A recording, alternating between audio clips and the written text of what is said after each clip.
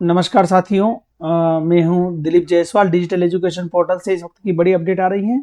ऐसे विद्यार्थी जिन्होंने कि अजीम प्रेमजी स्कॉलरशिप के लिए आवेदन किया था, उनके लिए एक बड़ी खबर है। अजीम प्रेमजी फाउंडेशन, जिनके स्कॉलरशिप के आवेदन आज से करीबन 1 साल पहले या 7-8 महीने पहले हुए थे, उसमें नई अपडेट आई है। उन्होंने उनकी जो वेबसाइट है उस पर अपडेट दे दिया है, क्योंकि ये स्कॉलरशिप ऐसी स्कॉलरशिप थी जो कि आपको आवेदन करने के बाद अजीम प्रेमजी फाउंडेशन द्वारा विद्यार्थियों को एजुकेशन पर्पज से आगे बढ़ने के लिए, अगली एजुकेशन का पूरी करने के लिए दी जाती हैं। और इसमें जो शॉर्ट लिस्टेड एप्लीकेशन हुई है उनके लेकर एक बड़ी अपडेट यहाँ पर दी गई है। जी हाँ, आप देख सकते हैं यहाँ पर अपडेट दी गई है। अटेंशन ऑल एप्लीकेंट, यहाँ पर बताया गया है कि we have started the process of issuing scholarship offer, यानी कि यहाँ पर स्कॉलरशिप ऑफर जो है इशू करने की प्रोसेस चालू कर दी गई है।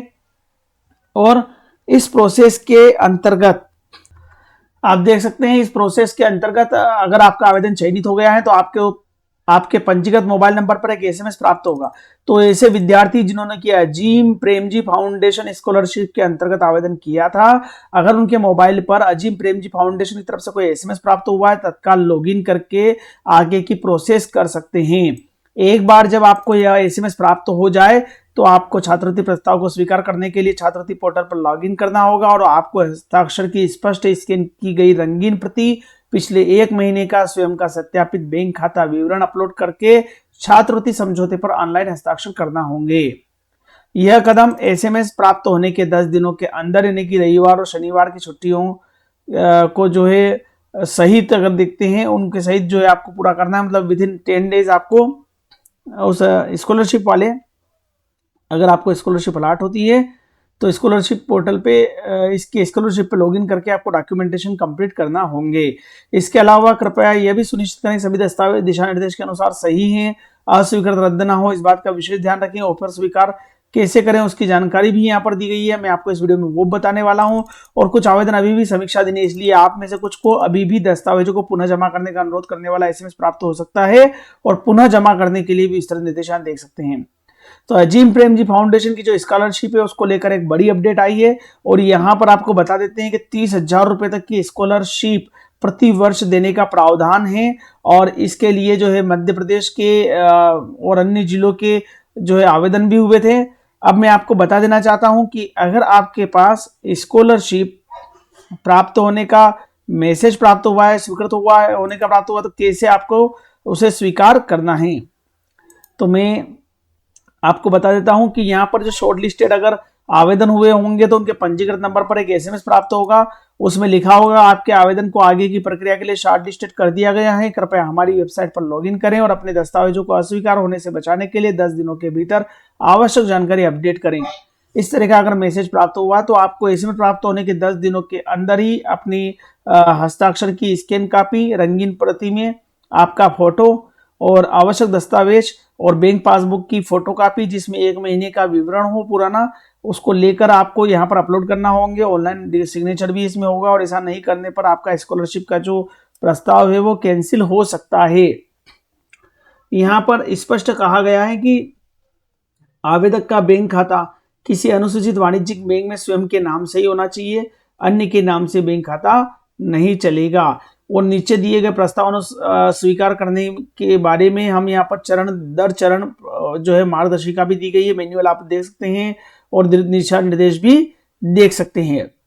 अभी हम मैन्युअल भी देख लेते हैं। अगर आपको ऐसा प्रस्ताव प्राप्त हुआ है तो मैन्युअल यहाँ पर दिया हुआ है किस तरह से आपको एसएमएस आने के बाद अपनी प्रोफाइल को अपडेट करना है। आपको एसएमएस आएगा, इस तरह का एसएमएस अगर आपके मोबाइल पे आ जाता है तो मोबाइल का पे जो एसएमएस आता है उसके बाद आपको जो है इस पोर्टल पर विजिट करना है, आपको लॉगिन करना है। लॉगिन करने के बाद जैसे आप लॉगिन करेंगे यहाँ पर कुछ इस तरह का दिखाई देगा आपको एक्सेप्टेड ऑफर।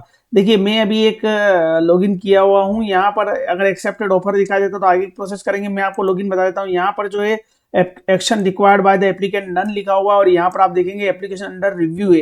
अगर आपके एप्लीकेशन इस तरह से अंडर रिव्यू आ रही है मतलब अभी आपको संशोधन की आवश्यकता होगी तो आपको मैसेज संशोधन का भी आएगा। और अगर एक अप्रूव हो जाएगा तो यहाँ पर आपको अप्रूव दिखाई देगा, यानी कि एक्सेप्ट ऑफर का लिंक यहाँ पर दिखाई देने लगेगा। और यहाँ पर आपको जो है एप्लीकेशन डाउनलोड करने के साथ साथ ऑफर लेटर डाउनलोड करने की लिंक भी दिखाई देने लगेगी। यहाँ पर आपको क्या करना है कि सिग्नेचर की image, self attested bank account दोनों जो है आपको यहाँ पर क्लियर रीडेबल फॉर्म में कलर्ड स्कैन फाइल अपलोड करना रहेगी। आपको एक स्कैन कॉपी आप सिग्नेचर इन जेपीजी या पीएनजी फॉर्मेट में अपलोड करना है। सिग्नेचर इमेज जो होती है वो पीडीएफ में होना चाहिए, पीडीएफ में स्कैन करके आपको अपलोड करना रहेगी। और यहाँ पर यह भी ध्यान रखना है कि सिग्नेचर बिल्कुल क्लियर होना चाहिए, कहीं भी स्पेस नहीं होना चाहिए, है ना। और ये 300 पिक्सल से लेके 100 पिक्सल के बीच का रिजोल्यूशन होना चाहिए, 20 KB से 1.5 MB तक की फाइल होना चाहिए।